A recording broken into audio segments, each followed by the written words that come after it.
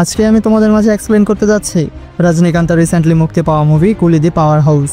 একটা রহস্যময় বোট যেখানে কোটি টাকার ঘড়ির স্মাগলিং হয়, আর যেখানে পা দিলেই মৃত্যু নিশ্চিত। পুলিশের যত আন্ডারকভার অফিসার গেছে কেউ আর ফিরে আসেনি। এই অন্ধকার দুনিয়ার রাজা সাইমন আর তার ডানহাত দয়াল, কিন্তু ঠিক তার বিপরীতে দাঁড়িয়ে আছে দেবা। বন্ধুর মৃত্যুর সত্য খুঁজতে গিয়ে দেবা জড়িয়ে পড়ে এমন এক খেলায় যেখানে আছে মানবঙ্গের ব্যবসা, ইলেকট্রিক চেয়ার আর রক্তে লেখা প্রতিশোধের কাহিনী। শেষ পর্যন্ত কে টিকবে আর কে হেরে যাবে এই মৃত্যুর খেলায়, সেটা জানতে হলে সম্পূর্ণ ভিডিওটি দেখতে হবে। তাহলে আর বকবক করে সময় নষ্ট কিসের। হে গাইজ, আমি আদনান আছি তোমাদের সাথে, and welcome back to my channel. So let's start. কাহিনীর শুরুতে দেখা যায় একজন পুলিশ আন্ডারকভার অফিসার সাইমনের বিজনেস সম্পর্কে বলছে। সাইমন একজন স্মাগলার। সে একটি বোট সরকার থেকে 99 বছরের জন্য লিজ নিয়েছে। বোটে কি করে সেটাই বের করার জন্য পুলিশ এখন পর্যন্ত অনেক আন্ডারকভার অফিসার পাঠিয়েছে, কিন্তু যে অফিসাররাই সেখানে যায় তারা সবাই মারা যায়, তাদের লাশও পাওয়া যায় না। এখন পর্যন্ত পুলিশের জানা একটাই বোটে দামি ঘড়ি স্মাগলিং করা হয়, এমন ঘড়ি যেগুলোর দাম কোটি টাকায়। বোটে কুলিদের উপর নজর রাখে দয়াল। ভাবতে পারো, দয়াল সাইমনের রাইট হ্যান্ড, কিন্তু সাইমনের ছিল অর্জুন একজন কাস্টম অফিসার। সে তার বাবার এই কাজ পছন্দ করে না। 2-3 বছর ধরে বোটে আন্ডারকভার থাকলেও পুলিশের বেশি তথ্য বের করতে পারেনি। তারপর দয়াল নিজের লোকদের থেকে সেই আন্ডারকভার অফিসারের খোঁজ পেয়ে যায়। দয়াল প্রথমে তার পরিবারের সবাইকে শেষ করে এবং তারপর অফিসারকে সব কুলির সামনে ফাঁসি দিয়ে মেরে ফেলে। দয়াল আরও জানতে পারে এদের মধ্যে আরেকজন পুলিশও আছে, তাই দয়াল তাকে ধরার জন্য 2 কোটি টাকার পুরস্কার ঘোষণা করে। যে কুলি ওই অফিসারকে খুঁজে বের করবে সে 2 কোটি টাকা পাবে। এখন দেখা যায় দেবাকে। দেবার নিজের একটি ম্যানশন আছে, এখানে সব কিছু নিজের ইচ্ছে মতো চালায়। যেমন যে কেউ চেক ইন করলে এখানে ড্রিঙ্ক করতে পারবে না। দেবা নিজেও 30 বছর ধরে ড্রিঙ্ক করেনি। দেবা ছাত্রদের কাছ থেকে অর্ধেকেরও কম ভাড়া নেয়। এরপর দেবা জানতে পারে তার বন্ধু রাজশেখরের হার্ট ফেলিওরের কারণে মৃত্যু হয়েছে।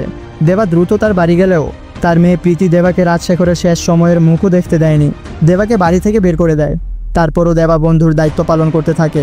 সে রাজশেখরের কাজ এবং তার পোস্টমর্টেমের রিপোর্ট সম্পর্কে জানার চেষ্টা করে। রাজশেখর হঠাৎ 5 বছর আগে চাকরি ছেড়ে দেয়। এরপর সে কার সঙ্গে কাজ করছিল সেটা কেউ জানে না। আর রাজশেখরের পোস্টমর্টেম রিপোর্টে আসে তাকে খুন করা হয়েছে। এটা কোনো প্রাকৃতিক মৃত্যু নয়। তখন দেবা প্রীতির সঙ্গে কথা বলতে তার 2 বোনের কলেজে যায়। বাড়ি থেকে তো প্রীতি সবসময় দেবাকে বের করে দিত। প্রীতি দেবাকে ঘৃণা করে এবং তার সঙ্গে কোনো সম্পর্ক রাখতে চায় না। যখন দেবা বলে রাজশেখরকে কেউ মেরেছে এবং ওই খুনিকে খুঁজে বের করা দরকার, না হলে কাল সে এদেরও মারতে পারে, তখনও প্রীতি প্রতিশোধ নিতে চায় না। সে সাধারণ জীবন কাটাতে চায়। সে জানতে চায় না কে তার বাবাকে মেরেছে, কিন্তু দেবা ওই খুনিকে খুঁজে বের করে প্রতিশোধ নিতে চায়। তারপর দেবার লোকেরা রাজশেখরের অ্যাসিস্ট্যান্টকে খুঁজে পায়। সে 1 নম্বরের মদখোর। কিছু বলার অবস্থায় ছিল না, কিন্তু যখন সে জানতে পারে দেবা রাজশেখরের 30 বছরেরও পুরনো বন্ধু, তখন সে রাজশেখরের সম্পর্কে বলতে শুরু করে। রাজশেখর যে কোম্পানিতে রিসার্চের কাজ করত সেটি ছেড়ে দিয়ে নিজেই একটি ইনভেনশন করতে শুরু করে। কারণ রাজশেখরের 3 মেয়ে ছিল, তাকে সংসার চালানোর জন্য টাকা দরকার ছিল। তখন রাজশেখর একটি ইলেকট্রিক ক্রিমেশন চেয়ার আবিষ্কার করে, যা মৃতদেহকে কয়েক সেকেন্ডেই ছাই করে দেয়, এমনকি হাড়ও বাকি থাকে না। এই চেয়ারের সাহায্যে দাহ প্রক্রিয়া হওয়া দূষণ সম্পূর্ণভাবে বন্ধ করা সম্ভব ছিল, কিন্তু সরকার ওই চেয়ারকে বিপজ্জনক ঘোষণা করে। বলে যদি চেয়ার ভুল মানুষের হাতে পড়ে তাহলে খুনের প্রমাণ কখনোই পাওয়া যাবে না। তাই রাজশেখরের ফাইন্ডিং পায়নি। উল্টো সরকার ওই চেয়ারই সিজ করে দেয়। ওই সময় সাইমনকে মারতে তার শত্রুরা এসে পড়ে। দয়াল নিজের জীবন বাজি রেখে সাইমনকে বাঁচায়। তখন থেকেই সাইমন দয়ালের উপর সবচেয়ে বেশি ভরসা করে। সেই সময় 20 জনেরও বেশি গুন্ডার মৃতদেহ গোপন করতে হতো, যাতে এই লড়াই বা সাইমনের বিরুদ্ধে কোনো প্রমাণ পুলিশের হাতে না আসে। তখনই সাইমনের মনে পড়ে রাজশেখরের সেই ইলেকট্রিক চেয়ারের কথা। রাজশেখর সেই ইনভেনশনের জন্য কিছু যন্ত্রপাতি অবৈধভাবে এনেছিল। তখনই সাইমন ওই চেয়ারের কথা জানতে পারে। তারপর সাইমন রাজশেখরকে হুমকি দেয়, যদি রাজশেখর ওই মৃতদেহগুলো গোপন না করে তবে সে রাজশেখরের 3 মেয়েকেও মেরে ফেলবে। রাজশেখরের কাছে সাইমনের কাজ ছাড়া আর কোনো পথ খোলা ছিল না। বিনিময়ে সাইমন রাজশেখরকে টাকা দিত। রাজশেখরেরও টাকার প্রয়োজন ছিল, তাই রাজশেখর বছরের পর বছর সাইমনের জন্য মৃতদেহ দাহ করার কাজ করতে থাকে। সেই দিন রাজশেখরের সঙ্গে প্রীতিও ছিল, মানে প্রীতিও ওই চেয়ার চালাতে জানে। আর এই কথাটা দয়ালেরও মনে পড়ে যায়। দয়ালের ব্যবসায় অনেক মৃতদেহ গোপন করার প্রয়োজন ছিল, তাই সে তার গুন্ডাদের বলে দেয় প্রীতিও তার বোনদের তুলে নিয়ে আসতে। ওদিকে প্রীতি তার বোনদের নিয়ে হোস্টেল থেকে পালানোর প্রস্তুতি নিচ্ছিল। ঠিক তখনই ওই গুন্ডারা সেখানে পৌঁছে যায়, কিন্তু তারপর দেবা মেয়েদের বাঁচাতে হাজির হয়। এখন দেবার কাছে পুরো কাহিনী স্পষ্ট ছিল। দেবা সব গুন্ডাকে পেটাতে শুরু করে এবং শেষে এমন ভান করে যে যেন সে জানেই না যে তারা দয়ালের লোক। কারণ এখন দেবাকে দয়ালের জন্য কাজ করে জানতে হবে রাজশেখরকে কে মেরেছে। দেবা দয়ালকে মিথ্যা বলে যে এই লোকটি রাজশেখরের অ্যাসিস্ট্যান্ট, এবং সে তো নিজেই দয়ালের কাছে কাজের জন্য আসতে যাচ্ছিল। সে ওই ইলেকট্রিক চেয়ার চালাতে জানে। দয়ালের কাছে এতে কোনো সন্দেহজনক কিছু মনে হয় না, তাই সে দেবাকে মৃতদেহ গোপন করার কাজ দিয়ে দেয়। ল্যাবে প্রীতি জীবনে একবারই এসেছিল, তাই সে ওই চেয়ার চালাতে সামান্যই জানতো। কিন্তু দেবার তো কিছুই জানা ছিল না, সে কেবল অ্যাসিস্ট্যান্ট সেজে অভিনয় করছিল। তখন কাকতালীয়ভাবে মেশিন চালু হয়ে যায় এবং মৃতদেহ গোপন হয়ে যায়। তখন থেকে দয়াল দেবাকে কাজের জন্য রেখে দেয় এবং বিনিময়ে টাকা দিতে শুরু করে। কিন্তু দেবার টাকার প্রতি কোনো আগ্রহ ছিল না, সে দয়ালের কুলিদের থেকে রাজশেখরের ব্যাপারে প্রশ্ন করছিল। এখানেই দেবা জানতে পারে সাইমনের ছেলে অর্জুনের প্রেমের ব্যাপারে। তারপর একদিন একটি মৃতদেহ গোপন করার সময় দেবা লাশে সেলাইয়ের দাগ দেখে। সাইমন ওই লোকদের অঙ্গ বের করে বিক্রিও করত, কিন্তু দেবা তখন কিছুই করলো না, কারণ তার আসল উদ্দেশ্য রাজশেখরের খুনিকে খুঁজে বের করা। এদিকে দেবা ও প্রীতি এখন পর্যন্ত অনেক টাকা কামিয়ে ফেলেছিল, তাই দেবা প্রীতিকে এই কাজ ছেড়ে চলে যেতে বলে, যাতে তার জীবন ঝুঁকিতে না থাকে। কিন্তু প্রীতির কাছে ভালো কোনো চাকরি নেই আর ভালো পড়াশোনাও করেনি, তাই তার বোনদের পড়াশোনা করানো ও সংসার চালানোর জন্য টাকা দরকার। সে এই নোংরা কাজ ছেড়ে যেতে চায় না, কারণ এদের যত্ন নেওয়ার মতো আর কেউ নেই। তখন দেবা নিজের অংশের টাকাও প্রীতিকে দিয়ে দেয়, যাতে সে কখনো নিজেকে একা না ভাবে এবং এখান থেকে দূরে চলে যায়। তখন প্রীতি দেবাকে তার বুয়ার ছবি দেয়। আসলে দেবা শুধু রাজশেখরের বন্ধু নয়, দেখা যায় সে রাজশেখরের বোনের স্বামীও। কিন্তু 30 বছর আগে রাজশেখর দেবার কাজের কারণে তার সঙ্গে সব সম্পর্ক ছিন্ন করে দেয়। তারপর সাইমন ইন্ডিয়ায় আসে। সাইমন তার গ্যাংয়ের সেই শেষ পুলিশ অফিসারের খোঁজ পেয়ে যায়। সাইমন আসার সঙ্গে সঙ্গেই ওই কুলিকে মেরে ফেলে এবং দেবা ও প্রীতিকে ডেকে পাঠায়। সাইমনের মনে হচ্ছিল সে দেবাকে কোথাও দেখেছে, কিন্তু মনে করতে পারছিল না। এরপর সাইমন দেবাকে দয়ালের লাশ গোপন করতে বলে। দয়ালও আন্ডারকভার অফিসার ছিল, সে 8 বছর ধরে সাইমনের গ্যাংয়ে পুলিশের ইনফরমার হিসেবে কাজ করছিল। সাইমন ইন্ডিয়ায় আসার সঙ্গে সঙ্গেই প্রথমে তাকে মেরে ফেলে এবং এখন দেবাকে বলে তার লাশ কমিশনার অফিসের পাশে কবরস্থানের কবর দিতে, যাতে পরের দিন পুলিশ সেই কবর খুঁজে পায় এবং পুলিশদের বার্তা দিতে পারে যে সে পুলিশদের কি পরিণতি দিতে যাচ্ছে। দেবা ও প্রীতিকে এই কাজও করতে হয়, কিন্তু কাল থেকে প্রীতি এই সব থেকে দূরে চলে যাবে। তারপর যখন দেবা দয়ালকে কবর দিয়ে দেয়, তখন এক আশ্চর্য ঘটনা ঘটে। দয়াল বেঁচে যায়, সে কবর থেকে হাত বের করে দেয়। এখন দেবা ও প্রীতি জানে যে দয়াল পুলিশ, তাই তারা এখনই দয়ালকে মারতে পারে না। দেবা সাইমনের গ্যাংয়ে ফোন করে খবর দেয়। তারা খুশি হয়ে যায়, কারণ দয়ালের কাছে 200 কোটি টাকা আছে, যার কথা সাইমনও জানে না। তাই তারা দয়ালের কাছ থেকে 200 কোটি টাকা বের করতে আসছে। কিন্তু পরে সাইমনকেও তার লোকেরা এই খবর দিয়ে দেয়। তখন সাইমন দেবাকে ফোন করে দয়ালকে মারতে বলে, বিনিময়ে সাইমন দেবার জন্য একটি উপকার করবে। এদিকে প্রীতি বলছিল যে পুলিশকে মারা উচিত নয়, কিন্তু দেবা সাইমনের কাছাকাছি যাওয়ার জন্য দয়ালকে মেরে ফেলে এবং ওই গুন্ডাদের অজুহাত দেয় যে দয়াল পালানোর চেষ্টা করছিল, তাই তাকে মারা ছাড়া আর কোনো উপায় ছিল না। তারপর দেবা সাইমনের কাছে যায়। সাইমন দেবাকে বলে সে জানে দেবা রাজশেখরের বন্ধু, অ্যাসিস্ট্যান্ট নয়, তবুও সাইমন দেবাকে নিজের কাছে রেখেছে যাতে তার কাজকর্মে নজর রাখা যায়। তারপর সাইমন দেবাকে একটি সিসিটিভি ফুটেজ দেখায় যেখানে দয়াল রাজশেখরকে মারছে। দেবা দয়ালকে মেরে কোনো ভুল করেনি। ওই সিসিটিভি ফুটেজে দেখা যায় মৃত্যুর আগে রাজশেখর দয়ালের কানে কিছু বলেছিল। দেবার জানতে হবে বন্ধুর সেই শেষ কথা, কিন্তু সাইমনের কোনো লোকই এই ব্যাপারে কিছু জানে না। এখন তো দয়ালও আর বেঁচে ছিল না, কিন্তু আসল টুইস্ট হলো দেবা কোনো পুলিশকে মেরে ফেলতে পারেনি। আসলে দেবা নিজেই দয়ালকে এখান থেকে দূরে যাওয়ার ট্রেনে তুলে দিয়েছিল এবং তার সঙ্গে প্রীতিও গিয়েছিল। এখন দয়ালের ফোন আসে দেবার কাছে। দয়াল প্রীতিকে নিজের কবজায় নিয়ে নিয়েছে এবং এখন দেবাকে ব্ল্যাকমেল করা শুরু করেছে। এখন সিনেমা চলে যায় অতীতে। রাজশেখরই দেবাকে বলেছিল মদ খাওয়া ছেড়ে দিতে, কারণ এখন দেবার উপর রাজশেখরের বোনেরও দায়িত্ব আছে। সে তার জীবন এভাবে মদ খেয়ে আর মারামারি করে নষ্ট করতে পারে না। তখন রাজশেখরের কসম খাওয়ার কারণে দেবা মদ খাওয়া ছেড়ে দেয়। কিন্তু আজ দেবা 30 বছর পর আবার মদ খেলো। তারপর আরেকটি ফ্ল্যাশব্যাক দেখানো হয়। এখানে রাজশেখর সাইমনের বোটে চলা স্মাগলিংয়ের সব প্রমাণ জোগাড় করে ফেলেছিল। তখন দয়াল রাজশেখরকে মেরে ফেলে। মৃত্যুর আগে রাজশেখর দয়ালকে সতর্ক করে বলেছিল তার মৃত্যুর পর পাওয়ার হাউস প্রতিশোধ নিতে আসবে এবং সে দয়ালকে, দয়ালের বসকে আর বসেরও বসকে মেরে ফেলবে। এটাই ছিল রাজশেখরের শেষ কথা। এখন বর্তমান সময়ে দয়াল দেবাকে ফোন করে বলে তার পাসপোর্ট আর বোর্ড থেকে স্মাগলিংয়ের প্রয়োজনীয় কাগজপত্র জোগাড় করে এনে তার 200 কোটির সেফে রাখতে। দেবার কাছে দয়ালের কথা মানা ছাড়া আর কোনো উপায় ছিল না। কিন্তু যখন দেবা বোটের রেস্ট্রিক্টেড এরিয়া থেকে কাগজ নিতে যায়, তখন গুন্ডারা তাকে দেখে ফেলে। তারা আগে থেকে এক পুলিশ ইনফরমারকে ধরে রেখেছিল। এখন দেবা তাদের সঙ্গে লড়াই করে সহজেই মেরে ফেলে।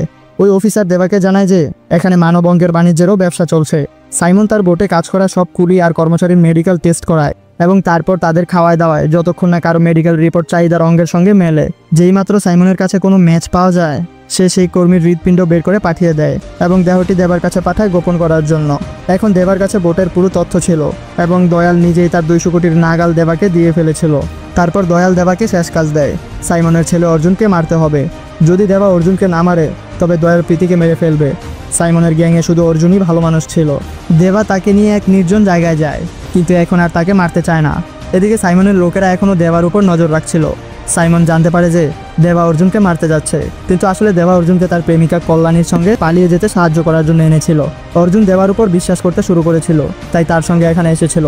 কিন্তু দেবা অর্জুনকে ছেড়ে দিতেই দয়ালের সতর্কবার্তা মেসেজ আসে, আগামীকাল দয়াল প্রীতিকে মেরে ফেলবে। এদিকে দেবার লোকেরা দয়ালের 200 কোটি টাকা চুরি করে ফেলেছিল এবং দেবা দয়ালের পুরো অতীতও বের করে ফেলেছিল।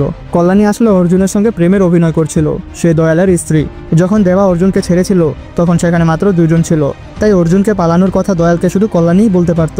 এখন দেবা কল্যাণীকে ওই ইলেকট্রিক চেয়ারে বসিয়ে দেয় এবং বিনিময়ে প্রীতিকে ছেড়ে নেয়। এখানেই রাজশেখরের অ্যাসিস্ট্যান্ট সেই মদখোর লোকটিও ছিল। সে দেবাকে রাজশেখরের একটি কথা জানায়, যদি কোনোদিন কেউ দেবাকে ফোন করে এবং শুধু তার ফোন নম্বর বলে তবে সেটাই হবে দেবার সন্তান। কিন্তু আজ পর্যন্ত দেবার এমন কোনো ফোন কল আসেনি। তখন দেবা দ্রুত তার ম্যানশনে ফোনের কাছে একজন লোককে বসিয়ে দেয়, যাতে কল আসা মাত্রই সে জানতে পারে। দেবা তো 30 বছর ধরে জানেই না যে তার কোনো সন্তান আছে। ঠিক তখনই সে জানতে পারে ম্যানশনে কিছু লোক এসে গেছে, যারা দেবার ফেরার অপেক্ষা করছিল। তাদের সাইমন পাঠিয়েছিল। এদিকে দেবা তাড়াতাড়ি ম্যানশনে যায় এবং এখানে কল্যাণী অর্জুনকে তার বাধ্যবাধকতার কথা বলতে শুরু করে। দয়াল তার বাবা মাকে মেরে ফেলার হুমকি দিয়েছিল, তাই তাকে প্রেমের অভিনয় করতে হয়েছে। তারপরও অর্জুন চাইলে তাকে মেরে ফেলতে পারে। অর্জুন কল্যাণীর কথায় বিশ্বাস করে তাকে ক্ষমা করে দেয়, কিন্তু আসলে কল্যাণী দয়ালের পার্টনার, ভিকটিম নয়। সে দয়ালের সঙ্গে পুলিশ ট্রেনিংয়ের সময় থেকেই আছে।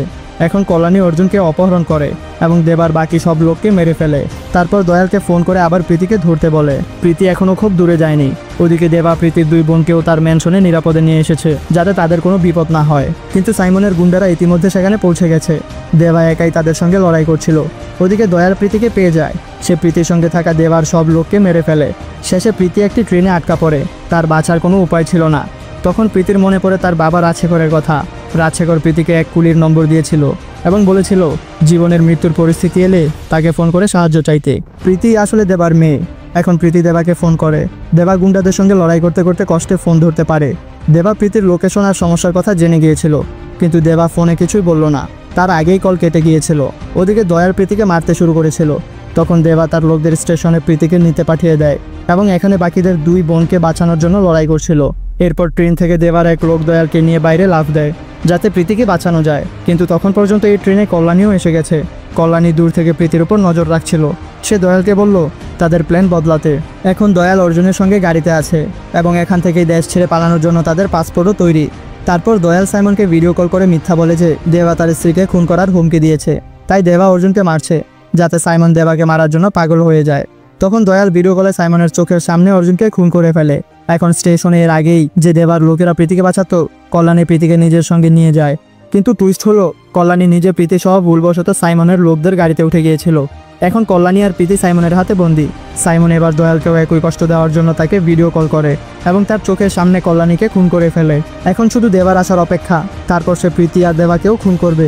তখনই দেবা প্রীতিকে বাঁচাতে এখানে এসে যায়। সাইমন দেবার দুর্বলতা জেনে গিয়েছিল। এবার সে নিজের ছেলের মৃত্যুর বদলা নিতে প্রীতিকে মেরে ফেলবে, তাও প্রীতির হৃদয় বের করে নিয়ে। তখন দেবা সাইমনকে তার 30 বছরের পুরনো অতীতের কথা বলে। তখন দেবা কুলি ইউনিয়নের নেতা ছিল। তাদের কাজ ছিল জাহাজে মাল লোড আর আনলোড করা। একদিন তাদের মালিক তাদের অন্য দেশে একই কাজের জন্য নিয়ে গেল। তখন সেখানে পুলিশ রেড দেয় এবং তারা জানতে পারে যে তাদের মালিক তাদের দিয়ে আসলে ড্রাগ লোড করানো হতো। মালিক পুরো দোষ 400 কুলির উপর চাপিয়ে দিয়ে বেঁচে যায়। এখন সব পুলিকে আজীবন কারাদণ্ড দেওয়া হবে। তখন সেখানকার পুলিশ একটি শর্ত রাখে, যদি ওই 400 কুলির মধ্যে মাত্র 100 কুলি এই ড্রাগ চোরাচালানি স্বীকার করে নেয়, তাহলে বাকিদের বাড়ি যেতে দেওয়া হবে। কুলি তাদের লোকদের প্রাণ বাঁচানোর জন্য এই আত্মত্যাগের রাজি হয়ে যায়। তখন দেবাও সেই 100 কুলির একজন ছিল। পরে জানা যায় সেই 100 কুলিকে মাঝ সমুদ্রে নিয়ে গিয়ে হত্যা করা হবে, জেলে নেওয়া হবে না। তখন দেবা সবাইকে নেতৃত্ব দেয় এবং জাহাজে থাকা যত লোক ছিল সবাইকে মেরে ফেলে। তারপর ফিরে এসে তাদের সেই মালিককে খুঁজে বের করে এবং সবাই মিলে তাকে খুন করে। সেই মালিকই ছিল সাইমনের বাবা। তখন সাইমন ছোট শিশু ছিল, তাই এখন সে মনে করতে পারছিল না যে দেবাকে সে কোথায় দেখেছে। দেবার এই হত্যাযজ্ঞের কারণেই তাকে কুলিদের আর নিজের পরিবারে একটিকে বেছে নিতে হয়েছিল। এখন দেবা জানায় প্রীতি আসলে তার মেয়ে। এরপর সাইমন আর দেবার মধ্যে লড়াই শুরু হয়। এর মধ্যে দেবার লোকেরা এসে প্রীতিকে উদ্ধার করে এবং লড়াইয়ে দেবা সাইমনকে খুন করে ফেলে। সাইমন মরার আগে বলে যে এর বদলা নিতে তার সিন্ডিকেটের লোকেরা আসবে, সাইমন একা নয়। এরপর যখন দেবা সবাইকে নিয়ে এই বোটের ল্যাব বিস্ফোরণ ঘটিয়ে চলে যাচ্ছিল, তখন সিন্ডিকেটের লোকেরা তাদের ধরে ফেলে। এবার এন্ট্রি হয় দাহাই সাইমনের বস। কিন্তু 30 বছর আগে দেবা যতটা হত্যাযজ্ঞ চালিয়েছিল, তাতে আজও দাহার বাবা ভয় পায়। কিন্তু দাহা চায় যে দেবা তার পার্টনার হয়ে যাক, তাই দাহা দয়ালকে খুঁজে বের করে এবং তাকে খুন করে ফেলে। দেবা শেষে এই সতর্কবার্তা দেয়, তাদের ব্যবসায় কুলিদের কোনো ক্ষতি হওয়া যাবে না, নইলে সে আবার সবাইকে মেরে ফেলবে। আর এখানে সিনেমার সমাপ্তি হয়। যদি ভিডিও ভালো লেগে থাকে তাহলে অবশ্যই একটা লাইক করে দিও। চ্যানেলে নতুন হয়ে থাকলে চ্যানেলটা সাবস্ক্রাইব করে দিও। দেখা হচ্ছে কোনো এক নতুন এক্সপ্লেনেশন ভিডিওতে। ততক্ষণ পর্যন্ত বাই বাই, টাটা।